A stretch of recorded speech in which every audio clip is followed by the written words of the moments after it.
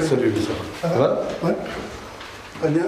Comment ça se fait que tu as autant de vaisselle alors qu'avant on était deux, il y avait autant de vaisselle? C'est ça, je suis un célibataire et je suis obligé de faire ma vaisselle, repasser mes chemises. Je l'ai récupéré, il était déprimé, il commençait à maigrir, il n'avait pas de boulot, il n'avait plus d'argent, il n'avait plus de maison. Il n'avait plus sa femme, et puis surtout il n'avait plus sa fille. Il s'est retrouvé du jour au lendemain SDF. Dans les premières heures, premières semaines et premiers jours, il n'y avait que Vincent. Je me souviens encore avoir appelé à ce moment-là certaines personnes en aide. Je les appelais en aide parce que ça n'allait pas, quoi. J'étais très très mal. Et convaincu que ces gens-là m'aideraient, me comprendraient ou m'écouteraient. Et j'ai retrouvé ces gens dans la procédure contre moi. Accusé à tort d'inceste il y a 4 ans, Anouar a retrouvé aujourd'hui un travail et un appartement, mais il est toujours privé de sa fille. Qu'une photo de ma fille. C'est la seule. Seule et unique photo. Et vous avez jamais tenté de la revoir? J'y ai songé à la revoir. J'y ai songé d'ailleurs plusieurs fois. Et il y a 2 raisons pour lesquelles je ne l'ai pas fait. La première, c'est tout simplement que je ne sais pas du tout la réaction qu'elle va avoir, vu qu'il y a quand même 4 années qu'on lui raconte plein de choses. Et la deuxième, c'est que j'ai surtout pas envie d'aller la voir comme un voleur, je n'ai strictement rien à me reprocher, quoi. Donc je voudrais voir ma fille le plus normalement du monde, qu'elle vienne ici ou que j'aille là-bas, normalement et sans me cacher de qui que ce soit. Et cet enfant, on lui dit, est-ce que papa t'a déjà mis le zizi dans la bouche?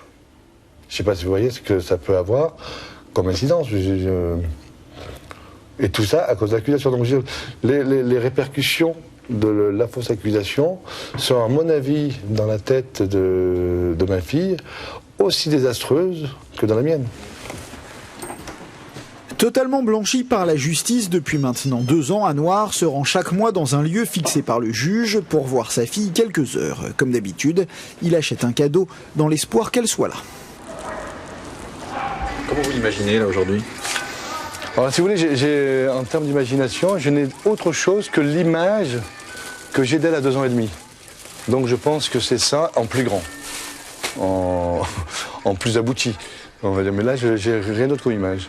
Alors peut-être a-t-elle changé ou pas, je ne sais pas du tout. Puisque je ne l'ai absolument pas vue. Pas même entendu sa voix, donc je ne sais pas si sa voix a évolué, je ne sais rien de tout ça. Mettre un visage sur sa fille, Anouar l'espère chaque mois lorsqu'il va au rendez-vous. Bonjour.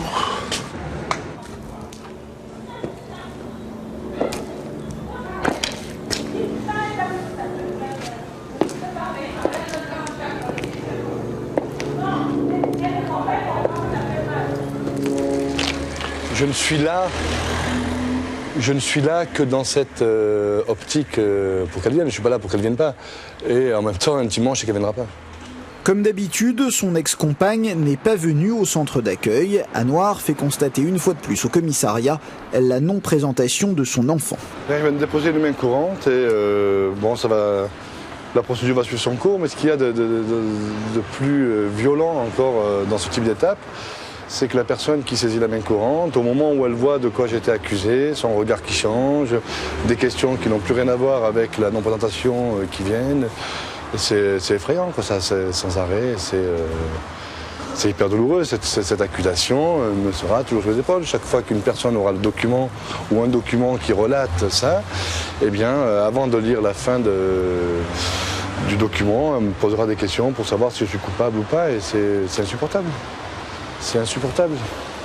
Innocent mais incapable de faire valoir ses droits, Anouar étudie avec son avocate les moyens de faire respecter la décision de justice. Comment ça va? Ben voilà, ça va. Il n'y a encore pas eu de présentation samedi. Donc encore le relais, encore pas d'enfant et encore plainte. C'est une infraction, un délit pénal qui peut être sanctionné par une peine de prison, avec sursis, sans sursis. Je souhaite vraiment qu'on n'en arrive pas là, parce que cet enfant a besoin de son père et de sa mère. Donc il faut établir cette relation, rétablir cette confiance entre tout le monde.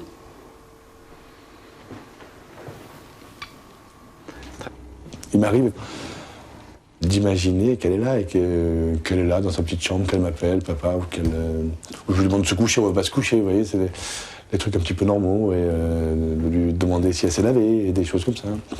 Et si elle a bien travaillé, si elle a bien mangé, il faut qu'elle mange. Tout ce qui participe de la vie et de la relation entre un père et sa fille. Qu'est-ce que c'est là?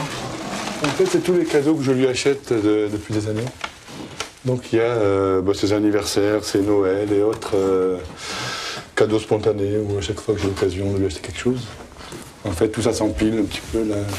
Ça, c'est une version de 1001 nuits. Je ne veux pas ouvrir les paquets parce que je ne me souviens plus exactement ce que j'ai acheté. Et tout ce que je souhaite, c'est un jour avoir à les découvrir avec elle. Donc c'est à découvrir après chaque ouverture de boîte. Donc il y a plein de petites choses. Et toutes ces boîtes en sont pleines. En fait, ça c'est pour qu'elle me dise où elle veut l'avoir. Comme je ne connais pas sa taille, je ne sais pas où le mettre, à quelle hauteur. Les seuls enfants qu'Anouar fréquente aujourd'hui, ce sont les enfants de ses amis. Avec les 2 petites filles de Frédéric, il ressent souvent un certain embarras. Voilà. Ça va, Poupichou? Chaque fois que je suis en contact avec un enfant qui pourrait avoir l'âge de ma fille, ou plus jeune ou plus vieux, ça me ramène essentiellement à ma fille, ça me rappelle ma fille, et ça rend les choses beaucoup plus délicates, et j'ai toujours un petit peu une appréhension de l'œil de l'autre, de tout ça, et c'est extrêmement difficile.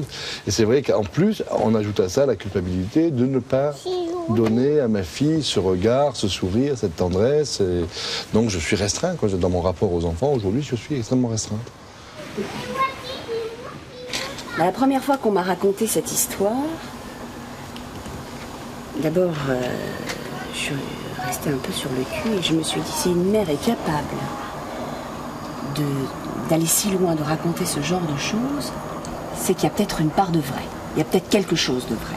Parce que c'est tellement fou, c'est tellement incompréhensif de la part d'une mère, incompréhensible de la part d'une mère. En tant que maman, tu ne peux pas imaginer ça. C'est ce qu'on peut imaginer de pire, pratiquement. Mais la difficulté, elle est là, c'est-à-dire que tu es toujours, de toute façon, en train d'essayer de prouver. De prouver. Attendez, j'ai rien fait. Voilà. J'ai rien fait. Donc, comme je ne peux pas me déplacer avec le dossier en permanence, aujourd'hui, le dossier, il fait 3 tomes. C'est-à-dire 3 tomes, ça fait 2 fois ça, quoi. Le dossier est très épais. J'ai plus de droit. Ouais, c'est fini, plus de droit. C'est-à-dire même pas le droit de faire valoir mes devoirs. Parce que vis-à-vis de cet enfant, j'ai des devoirs de père, c'est-à-dire je suis plus rien. Voilà.